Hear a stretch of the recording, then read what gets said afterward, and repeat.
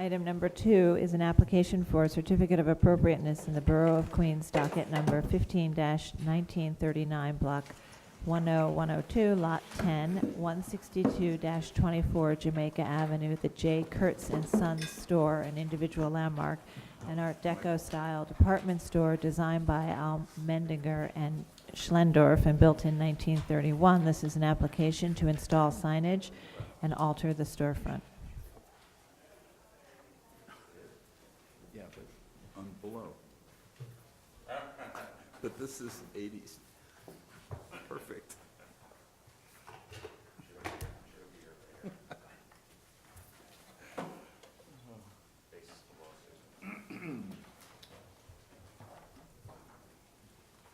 Good morning, Commissioners. John Graham with Landmark staff. The application before you is for work for one of the retail tenants who was in place at the former J. Kurtz department store on the southeast corner of Jamaica Avenue and Guy Brewer Boulevard. Here's a plan locating the building. Here's the plan locating the ground floor. And the children's place is at that corner. We have here a historic photograph taken at the time of the building's designation, when it had already been broken up into individual store units. Here is an existing picture of the existing condition with the children's place at that corner.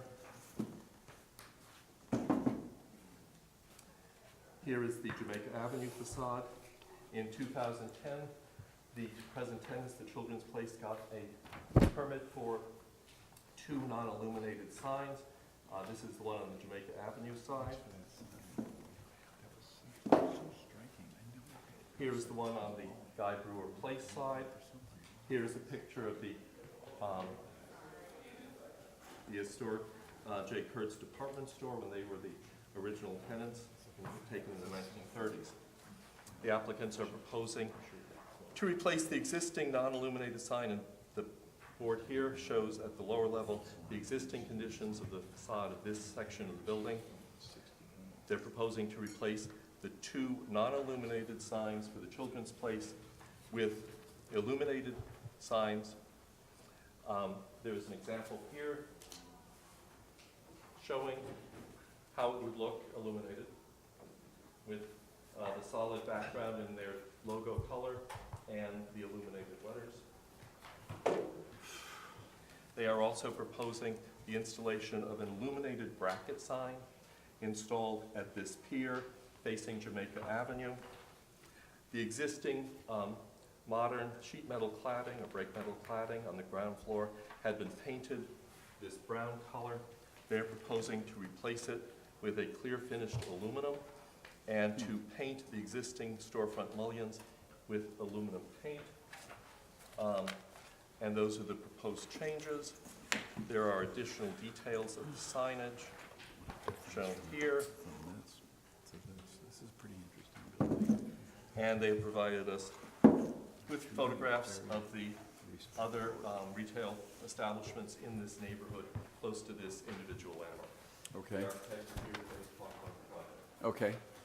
Just go up and state your name and add whatever you wish to add to what Okay, John just said. great. My name is Kevin Gore. I'm the architect for the Children's Place. As part of an upgrade program that the Children's Place undertakes in each of their locations, this store, which was opened in 2004, was put on the upgrade list. So we applied for an interior renovation permit. That work is complete. And we come before you to, as John said, to reclad the exterior, to better match the modern materials that the Children's Place currently uses in their prototype, to replace an existing non-illuminated sign with their prototype illuminated sign, which is the sign they use in 1,300 locations they have across the US and Canada. At some point in the past, someone had painted over whatever substrate was below. The existing facade is in disrepair. There's many elements that are peeling off the building and sort of buckled, and there's oil canning. There's a lot of deterioration, especially down at street level. So the proposed. Are you doing anything That's not ours, so that would, That's gonna stay, that's not part of your. well, yes, we'll encourage the landlord to fix it, but this is outside of the scope of our work, which ends right there. Clear anodized aluminum is their current prototype finish. This is the cyan color they use for their sign throughout the country. We went to the site at night, and this is a photo of the same building showing our corner is sort of a dark corner. All of the neighborhood, it's a very vibrant neighborhood, shopping district, a lot of illuminated signs. This is the direct neighbor to the right of the building. This is a building of our corner, and you can see that everything around it is sort of vibrant, and we're a little on the dim side. Ironically, there's a Blink Fitness with a similar color across the street, so that'll give you an idea of the scale of what we propose. This is a catty corner shot of Applebee's, Metro PC, PCS, GNC. Okay, yes, Diana. Okay. The bracket sign would be on this corner, projecting onto Jamaica Avenue. We would replace these two signs with the illuminated LED signs. So it'd be right here, sticking out. And you can see that in the elevation. This is the Gary Brewer side, this is the Jamaica Avenue side. So this is what you would see on Jamaica Avenue. The idea is to catch for pedestrian traffic. So if you look at this photo of the Jamaica Avenue entrance, it would project out right here. Okay, other questions, Fred? Yeah, I'd like Sarah to tell us how this proposal does not conform to staff. Okay, so the rules for signage allow the staff to approve flat signs above storefronts that are non-illuminated. So the staff cannot approve an internally illuminated sign. So that's why the flat sign is before you. The staff can approve. The size of lettering and all that would be. John, can you confirm the size of the lettering meets the It would rules? Stay within 18 inches, which is the The maximum. largest lettering for the place is 18 inches, which would be the largest. That confirms with the So rules. that would be, but for the internal illumination. That's it would just be the internal acceptable. illumination. On the bracket sign, the things that don't meet the rules are the location. The rules require that it be at an entrance. The size, it exceeds the size allowable under the rules, and the internal illumination. Okay, The size limit is 18 Yeah. by 24, and we propose 18 by 30. okay, And due to the construction of the sign, since it's not yeah, technically a bracket sign, it's a blade sign, it needs a little extra meat to be able to be fastened to the building, and the regulations for that are 2-inch maximum thickness, and ours is 3.2 inches, and that has to do with how it's fastened and the internal illumination. But Okay. we could, Yeah. if that's the only issues that would prevent its approval, we would yeah, certainly be willing to change that. okay, Commissioners, I didn't mention, but the building had, in the original construction, clear finished aluminum or stainless steel Yeah. detailing, some of which remains in place on the upper floors of the Mhm. building. okay. Anything further? We'll go to testimony from Barbara Zay from HTC.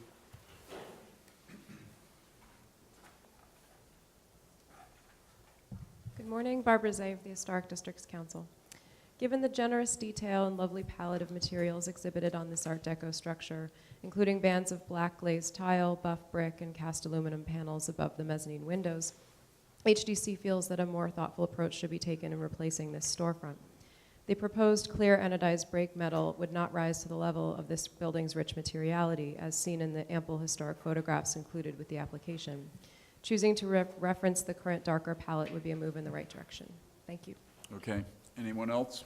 Anything to respond to the testimony? You may if you wish, don't have to.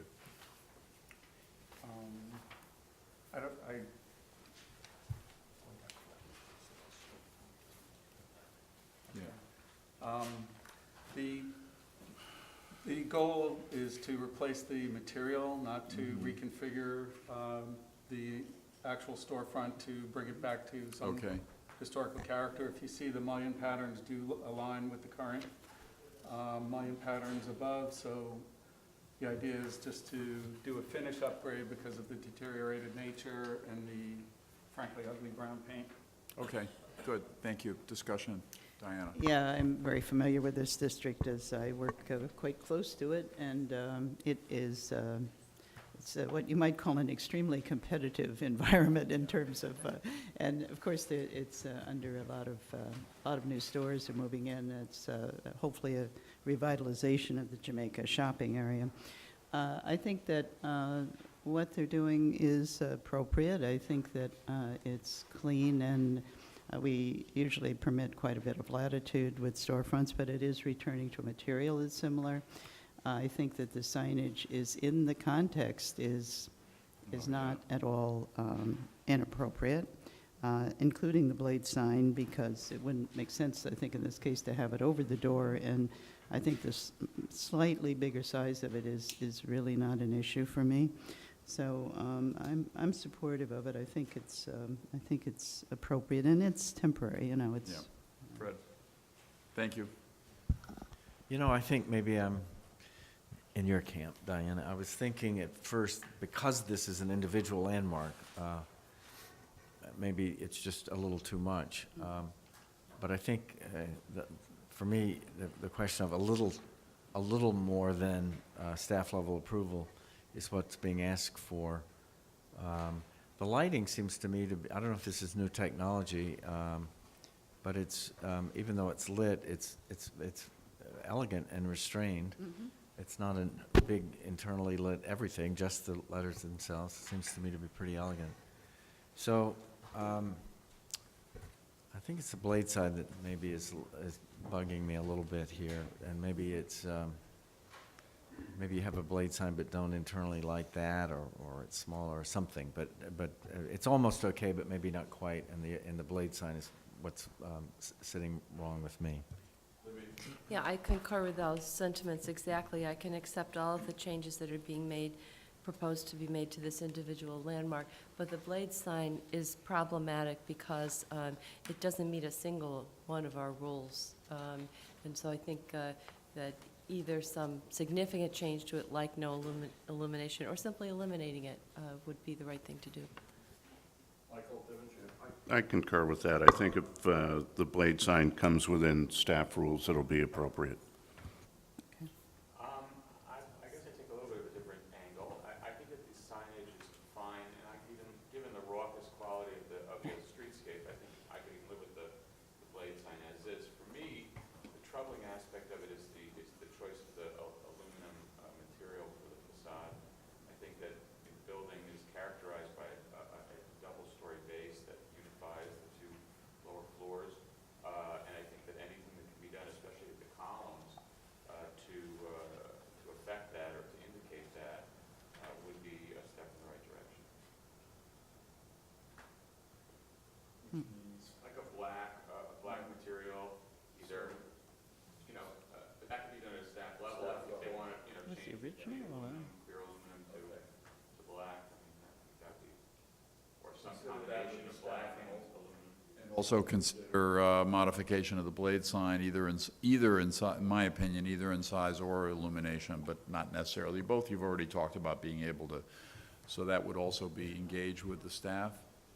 Okay? Staff will restudy the blade sign Yes. as well as the cladding. Good, particularly but it'll be cladding. approved, subject to that discussion. I just wanted to ask a yes. question. Wasn't the original, John, well, not, Yeah. what do we know about what was there? I thought that you were saying it was a clear with maybe just a designation? Or? Take a look at that, clear mullions, but it looks like black material.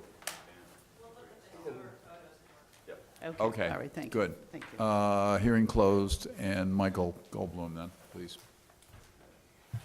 Regarding 162-24 Jamaica Avenue, the J. Kurtz & Sons store is an individual landmark. The application is to install signage and alter the storefront. I recommend approval of modifications, finding that the removal of the modern brown painted metal cladding and the installation of a new aluminum cladding will not eliminate any significant architectural features from the building. That the new metal panels and aluminum colored paint will recall the building's historic palette and aluminum detailing still in place on the upper floors.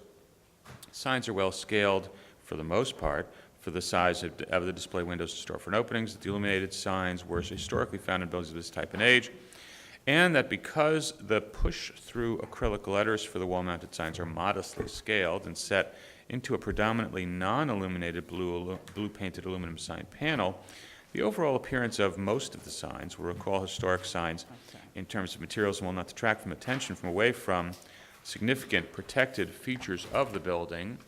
However, I recommend that the applicant work with staff to modify some of the qualities of the blade sign to have it closer accord with LPC regulations, and also to explore the possibility of modifying some of the cladding panels to better coordinate with historic evidence of those materials. Okay, second, all in favor? Aye. Aye. Opposed? Approved, thank you.